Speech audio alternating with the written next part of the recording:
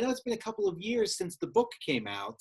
Yes. And I wanted to ask you, like anything that you create, whether or not it's an album or whether or not you write a book or whatever, in hindsight, sometimes your image of that work changes. And I was wondering what your current thoughts on the book are. Has your perspective on it changed now that it's been out in the world for a couple of years? Well, it's expanded because David and I are now working on a documentary about the book. Really? So I've actually revisited the mothers and their sons and daughters, and we've got it's going to be really good. I can't wait for you to see it. Yeah. Well, and we added a couple of people, so it's been great. And also, when I set out to get publishers and people to help me get the book out, an agent first and then a publisher, I had one bottom line demand. It was a demand that at the end of it, after the book came out, and I wanted it to be distributed to all the mothers who were in it and have them all read it, and then have a big dinner party where they would all meet each other. And I just had it about right before this whole pandemic hit. We just made it like the week before. And so we had the dinner party of the century, and it was the best time I've ever had. I believe it. What a special thing. This has been such a labor of love now. I mean, if I remember, you please correct me if I'm wrong, the book came out about 3 years ago. It took about 3 years to write. So we're over a half decade of work here. And to have that kind of crescendo at the very end of everybody getting together had to have been a pretty special thing. It was marvelous. Yeah, everybody loved it. They all, we called ourselves the 5 Grammy Mamas, because when we went around the table, we counted the number of Grammys that were represented by I think there were 10 of us by the time we all got together. And so, yeah, everybody, and now we keep in touch. Now we have chain letters about once a week. We all talk to each other. It's great. That's great. I think we have someone else that maybe wants to join the conversation, if that's all right. Wonder who that could be. Yeah, let's see what we can do here. Okay. Yeah, let's see if this works. Hi, David. Hey, what's up, Mom? Oh, hey, I know that guy. What's up, man? What's up? How you doing? Turn you up a little bit. We were just talking about the dinner party of the century that happened like a month or two ago before all this stuff got started. Which one was the dinner? Oh, with all the moms. Yeah. Listen, it's terrifying enough to have dinner with one mom, but to be in a room full of, like, how many were there, Mom? There were like 10 of them? Yeah. It was amazing. But it was incredible because here you have all these women that have this one really special thing in common, and they finally get to hang out in a pack. Yeah. With a bunch of them. It was amazing. Yeah, what was the conversation like in that room? Was it all about the sons? Was it all about what was it like? Well, I thought I'd have to prompt it, and so I had some notes on what I would say to get, but it wasn't necessary. They all just established some kind of line of, oh, I remember this, and I remember when Miranda Lambert did that, and I don't know, it just flowed. It was great. Awesome. One thing, when David said it was terrifying, I should note, David's daughter is now 13 and a musician in her own right. And so I asked her if she would sing for the group. That would be our entertainment, just have her do a couple songs with David playing guitar. And she said, yes, she accepted graciously. I was surprised at how quickly she said, oh, sure. Yeah. And so it turned out that she was standing about 3 or 4 feet away from Amy Winehouse's mother. And she sang, and she said, and Amy's mom complimented her so much. And Violet said it was a terrifying moment for her to be. I hadn't thought like that. But Amy Winehouse was really her that record, Back to Black, is that what it was called?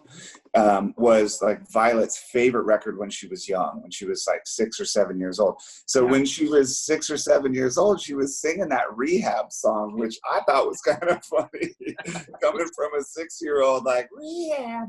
And so she loved the no, no, no part. Yeah, she definitely loved the no, no, no part. But that's really where she sort of discovered her voice, was singing along with those songs.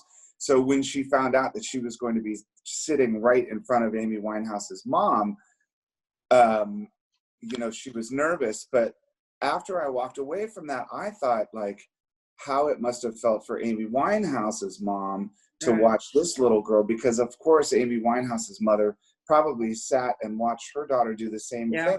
She was the same age. So it was a really emotional, it was an emotional trip. It was. And one thing she commented on, she said, I hope she continues to love doing it, about Violet. Yeah, absolutely. Yeah. That's certainly the most important thing. What a proud moment for both grandma and dad. For sure. Oh, yeah. To see a girl that young have that kind of guts to be able to go out in front of in that crowd and be able to do that. That's cool. It's a special thing. For sure. This whole project has been special, from the book now to the development of a show. Was there always the idea to do the show, or was that never relatively new? No, absolutely never occurred to me. And so at some point, I don't even know. I don't really remember either. It's funny because I remember, okay, so. I know what happened. With the dinner is what it started with. After you wrote the book, you said that you wanted to get all these women together for a dinner. Right. And so I thought, oh my God, if all of these women are going to be in the same room together, let me shoot it and I'll film it as a documentary, and I'll just put it together as like an hour-long special where it's all of you guys sitting around talking. We could throw in archival footage. Maybe some of the sons and daughters can show up too. And I'll just build a track around the table, and I'll just have a camera circle as you guys are drinking Pinot Grigio and talking about, you know, that. So I thought, wow, man, that'd be cool. I'd watch that. That'd be awesome. And then it just sort of blossomed into the idea of it being a series. And that was you, Mom, wasn't it? Was that your idea? No, it was somebody from the agent. My agent's friend, another part of William Morris, and somebody said, "Oh, this would make good TV," and then the two things sort of came together, and then we were off and running. I mean, once we started it, we really, we went. Yeah, we traveled and shot quite a bit. It's great. It's great. So you mentioned most of the moms featured in the book are a part of the series, and some new moms have become a part of this project as well. Right. Yeah. Awesome. Was there any? We added 2 people, actually. Okay. Well, if again, I know this project is still kind of very much being unveiled. So reveal what you want to reveal, but also we understand that in time this stuff will come as well. Which I'm excited. We'll get back to you. Yeah, exactly. Was there obviously there's probably a special connection with all the moms in one way, shape, or form. Was there a specific mom that maybe you had a more special connection with, or someone you really kind of bonded with right away? Actually, there were a lot of them. I think one of the really special ones was Gary Clark Jr.'s mom, Sandy Clark. Yeah. For some reason, we just both had the same kind of attitudes about where we are now with things. And although we had different histories, I mean, she was very resistant to Gary, but then he had such an incredible history. At 12, he was playing in jazz clubs, and she had to go with him, and she supported all that. So I don't know, she just had she'd been with this for a long time. So we got to be very close. Patsy, Noah, and I got to be really good friends too. Mainly, we have a pretty similar backgrounds. Geddy Lee's mom and I had a very special bond. Well, she got to be close to the whole family. She couldn't make it to the dinner because she's ailing a bit, and she's 94, I think now. So, but we went to Toronto a couple of times and filmed there, so you'll get to see her. Cool. And I mean, they were all, we just had this special sorority kind of thing going on, very special closeness. Yeah. How I special? mean, I think the one thing that all of the mothers have in common is that all of their children at some point put them through hell because they decided that they wanted to do nothing but music. And I mean, the crazy thing is the parallels are nuts. It doesn't matter what genre of music, it doesn't matter from what decade, it doesn't matter from what part of the country, what religion, what ethnicity, like any of that doesn't make any difference. Once the kid got the bug to play music, that was it. Yeah. And it really, and the kid got the bug at age 12. Yes, Yeah, like That all of them. also. Yeah, you guys communicated that very well when you were doing this a couple years ago. Is that there was a singular focus for all of these kids, and it got in the way of some traditional things sometimes, stuff that society tell you needed to get in the way. But ultimately, it was the parents and a lot of these parents that were featured that kind of opened it up and accepted that drive and allowed the children to explore that drive. Really obviously turned out very, very well for most of these parents. Well, you know what? What I think because I'm going through it right now because I have a daughter who's in the same place right now. And I think a lot of it, at that age, it's a very impressionable age. It's a difficult age. You're going through puberty. You're searching for identity. And so I think that the idea of being a musician and identity, when they sort of meet at that point in your life, then you sort of become a musician. Even if you could barely play or you're not accomplished, you are a musician. And it really sort of solidifies and gives you this sense of identity, then it just depends on what you do with it. But I think it can be, the same thing can be said for anything. Like if a kid gets really into sports, if a kid gets really into theater, if a kid gets really into cooking, like at that age, it becomes this identity thing. So most of the mothers, I would say, I don't know, Mom, but it seems like most of them kind of went through the same thing. They did. Yeah. I was gonna say, I turned 12 years old in 1991 when an album called Nevermind was released, and so I understand being impacted and being impressionable at that age and having something like that. Were you in Seattle then? And rattle you a little bit. I was not. I actually lived in Virginia at the time. My dad's a Navy guy, and no so way. we were down in southeastern Virginia, but then moved to Seattle in '94. Oh, okay. Yeah, absolutely. How special do you look back on the time you two got to spend together 3 years ago, just promoting this book and being on the road for a couple weeks? Oh my God, it was so fun. It was seemed like so fun as you were doing it. It was so fun. fun. Yeah, we always have a good time together. Like it doesn't matter if it's in a hospital or on a Learjet or at a concert or in the backyard. Like we always have a good time together. But it was really a trip because, for the first time, I had to interview my mom in front of people, and I think we were both learning stuff about each other that we just never talked about. Yes.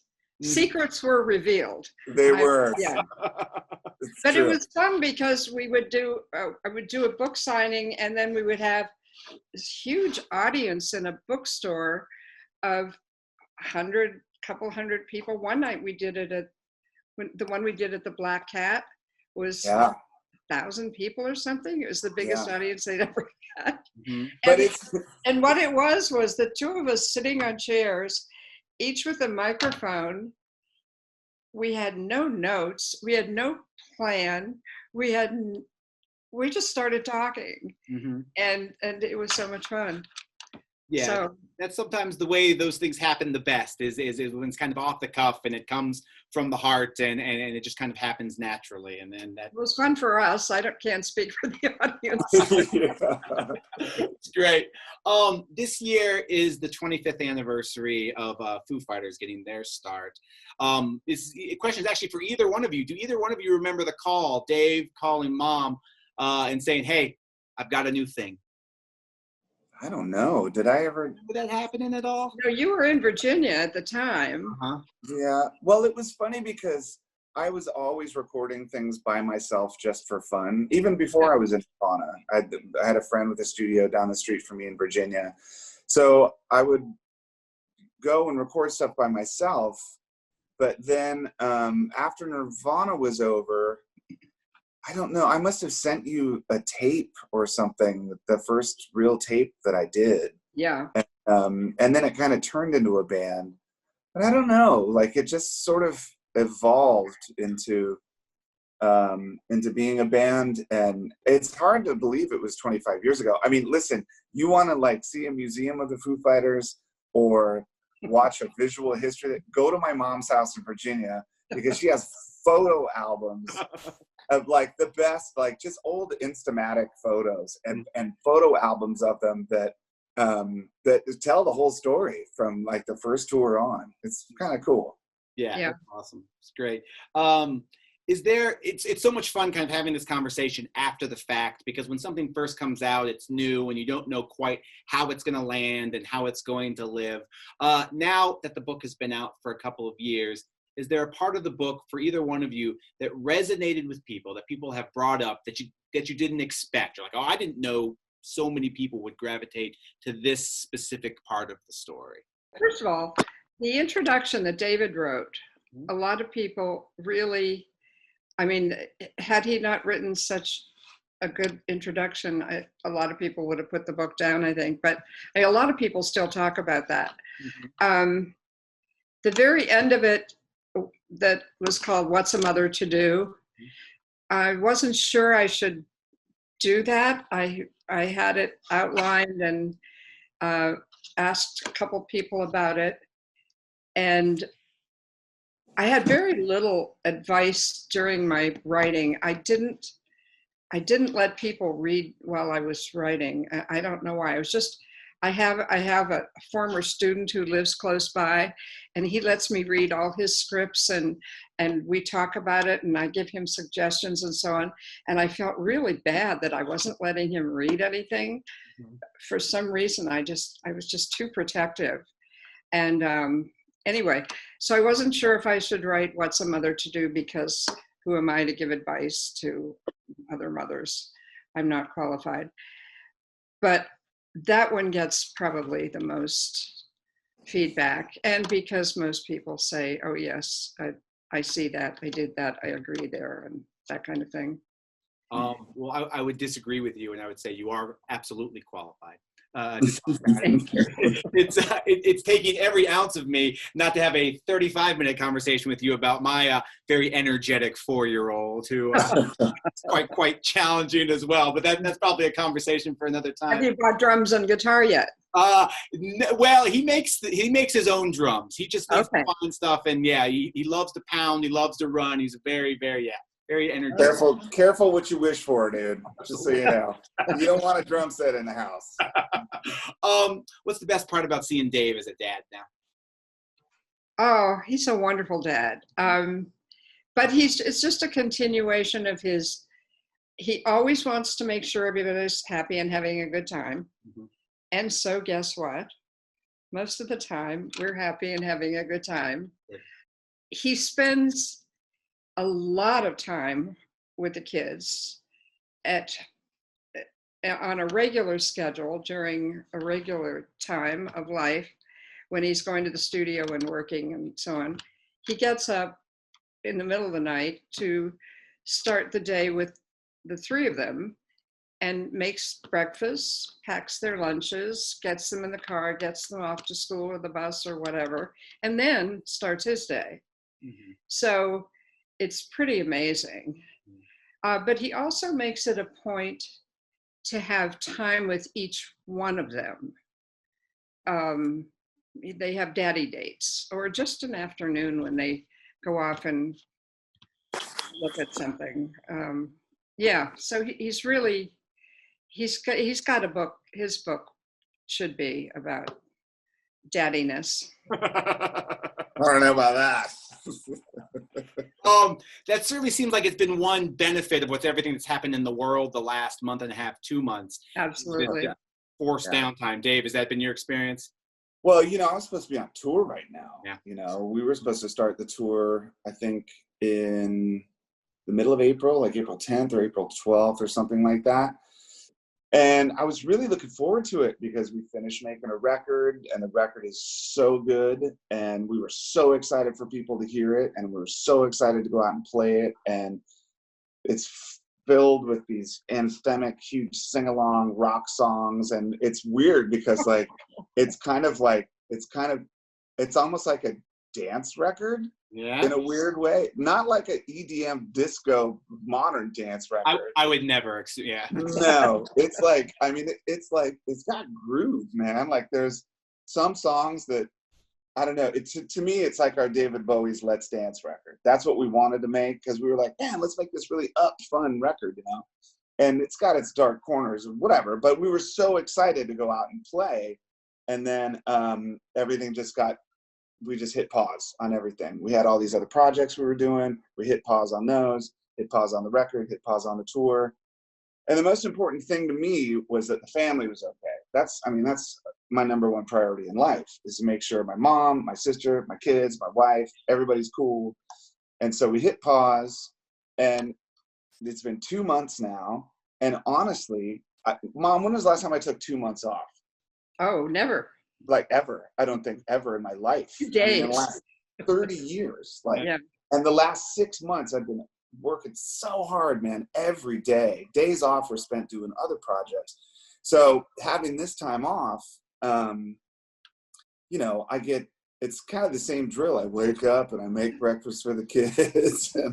But, you know, in the quarantine thing, it's just all about keeping everyone engaged and keeping everyone active and making sure that not everybody just stays on their devices all day long. So it's like, I wake up in the morning, I'm like, all right, we're making tie-dye t-shirts today. Today we're making tie-dyes. And then we make like 50 tie-dyes. And then the next day it's like, all right, today we're going to make bolognese sauce. All right, we're going to make bolognese sauce. And so I'm doing an incredible amount of cooking. I've been cooking. That's so another book, the Dave Grohl cookbook, coming out soon. All right. Yeah. You guys have a whole library soon. Dude, you know what I'm doing right now? I'm smoking pork butts right now to do some pulled pork for later, as we speak. Anyway, so, but it's amazing because I feel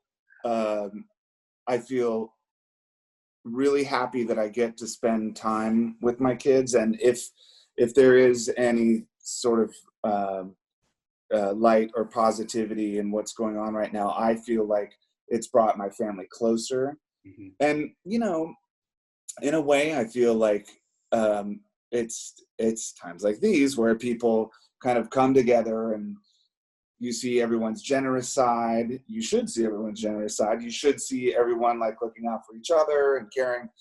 But it's also a good time to like just sort of sit back and reset and rethink and reevaluate like what's important to you and what's life all about, and is there more to this than that? And so it's been great, you know, and my kids are rad. Like we partied, man. It's fun. If there's anything we've learned in the last 30 years is not much slows Dave Grohl down. And sure. I'm glad now that it's been forced a little bit that you're enjoying it. Well, listen, here's the problem is that once things open up again, it's like, it's on. Game on, I'm sure. You won't be able to get me off your radio or out of your hair. You're going to be sick of me, I tell you. Good. We'll take it. We'll take it for sure. Dave, did you see the Post Malone performance from a couple days ago? Oh, my God, yeah. What'd you think? It was so weird because I started this Instagram page called Dave's True Stories. Mm-hmm. And because I thought like, well, I just wrote a whole record. I don't want to write music and I don't really know what else to do. So I'll just like write all these stories. So I'm sitting there writing one of these stories out and someone said, hey, Post Malone is live on YouTube right now doing a whole set of Nirvana covers. And I've met him before. He's really nice. He's really cool. I met his dad and he's cool too. And so I was like, oh, that's kind of cool. And I'm in the middle of writing something. And then I start getting hit with the texts. Mm-hmm. People texting me like, yo, are you watching this Post thing? And I'm like, no, I'm writing right now. They're like, it's pretty good. I'm like, really? And so I keep on writing. Another text comes in. Dude, are you watching this Post Malone thing? I'm like, no. So finally I tuned in. What was I? He might have been playing Breed. I can't remember. But I started watching and first of all, watching Travis play the drums to those Nirvana songs, I mean, that, like, I was honored. I thought that was super cool, you know? But then to see more than just the way, more than the sound of it and more than the chords and whatever, it just sort of felt good, you know? To me, it didn't feel weird. It's like they were killing it. Yeah. And so I watched a bunch of it. I was like, damn, that was really cool, you know? And I don't get to see other people do Nirvana songs often. And he seemed perfectly comfortable with it. And it sounded great. It's definitely the idea of it leading up to it. It was like, how's this going to go? And you had to watch it for 10 seconds to go, wow. It feels like they've sort of captured a spirit here. Yeah. Mom, did you watch this thing? Did you hear about this? I haven't seen it yet, no. He killed it. It was nuts. Oh, that's great. Yeah, it was great. And I mean, people like, even like the die-hard Nirvana people that I know were like, dude, he's kind of killing it right now. I was like, yeah, all right. Yeah, it's good. Absolutely. Both of you, thank you for taking the time to connect with us. We appreciate it so much. Happy Mother's Day. Thank you. Yeah. Happy Mother's Day, Mom. Thank you. And I'll make you lasagna. The book is called From Cradle to Stage. It is out now, and there is a show in the works, and we will see that soon. Exploring these same topics. We cannot wait. Grab a hanky, because I'm telling you, each episode's it's waterworks, man. You are gonna cry your eyes out. I'm sure. Thank you again. Stay safe, you two. Absolutely. What a pleasure. Bye, you too. Bye. All right. Bye, guys. See you later. Bye.